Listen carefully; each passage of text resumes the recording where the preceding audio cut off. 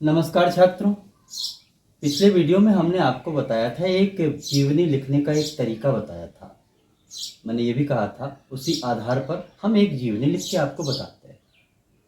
जिन छात्रों ने पिछला वीडियो देखा होगा उनको ये जीवनी लिखना बड़ा आसान हो जाएगा।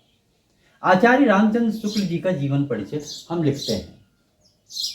क्या लिखते हैं? 4 भागों में मैंने कहा था कि हम किसी लेखक या रचनाकार या साहित्यकार का जीवन परिचय 4 भागों में विभाजित कर लेते हैं। पहला जीवन परिचय, दूसरा साहित्यिक परिचय तथा भाषा शैली एवं हिंदी साहित्य में स्थान। जीवन परिचय। आचार्य जी का जन्म बस्ती जिले के अगौना ग्राम में सन 1984 ईस्वी को हुआ था। अश्विनी माह की पूर्णिमा तिथि। अश्विनी माह की पूर्णिमा तिथि हमने कम कर दिया ताकि आपकी जो समय सीमा है और शब्द सीमा है 80 शब्दों से अधिक नहीं लिखना है, वो बनी रहे।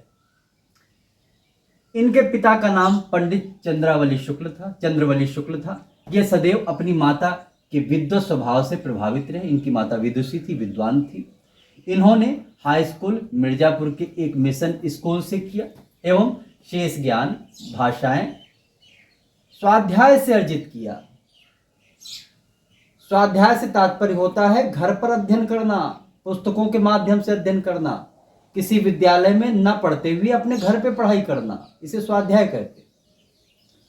स्वाध्याय के माध्यम से इन्होंने कई भाषाओं को जान लिया। इसे हम इस शब्दों में लिख देते हैं। एवं शेष ज्ञान एवं भाषाएं स्वाध्याय से अर्जित किया। काशी नागरी प्रचारणी सभा के संपादक पद पर रहकर आपने हिंदी शब्द सागर का संपादन किया। इसके साथ साथ आपने अध्यापन कार्य भी किया, अर्थात किसी विद्यालय में अध्यापक भी रहे।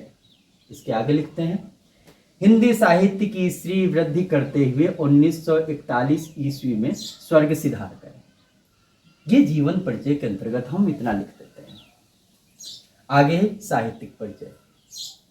साहित्यिक परिचय में शुक्ल जी मूलतः निबंधकार के रूप में जाने जाते हैं, फिर भी आपने अन्य विधाओं पर भी कलम चलाई। शब्द सीमा ज्यादा हो रही है और यदि चाहें आप इसको शब्द सीमा कम करने के लिए या 80 के अंतर्गत आपको निर्धारित किया गया है तो हम इसको हटा देते हैं।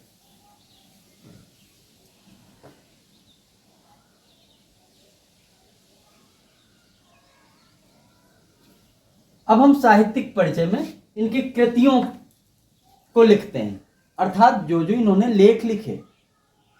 कृतियों के अंतर्गत निबंध चिंतामणि विचारवीथि, इन्होंने 2 निबंध लिखे। आलोचना में रश्मिमांसा त्रिवेणी। इतिहास में हिंदी साहित्य का इतिहास बड़ा लोकप्रिय है, बीए के छात्रों को या एमए के छात्रों को पढ़ाया जाता है इनका लिखा हुआ इतिहास।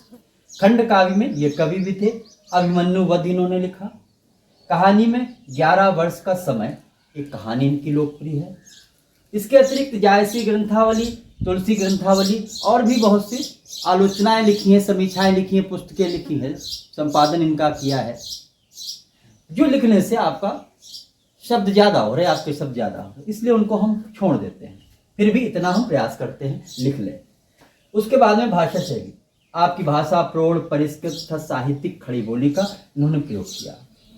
बहुत आए सभी साहित्यकार ये इसी भाषा का प्रयोग करते हैं। आगे लिखेंगे एवं शैली। इनकी शैली जो है आलोचनात्मक थी, विचारात्मक थी तथा सूत्रात्मक शैली का प्रयोग किया। ये हम भाषा के अंतर्गत और शैली के अंतर्गत लिख देते हैं। हिंदी साहित्य में इनका स्थान। हिंदी साहित्य में इनका इस नाम अमर रहेगा। पूरा एक युग, जैसा कि मैंने पहले बताया था, पूरा एक युग शुक्ल युग इनके नाम से जाना जाता है। ये इनकी उपलब्धि है। अस्तु, आज का वीडियो यहीं तक। आगे की जीवनी हम भी लिखवाएंगे, उनके लिए हमारे साथ बने रहिए। धन्यवाद।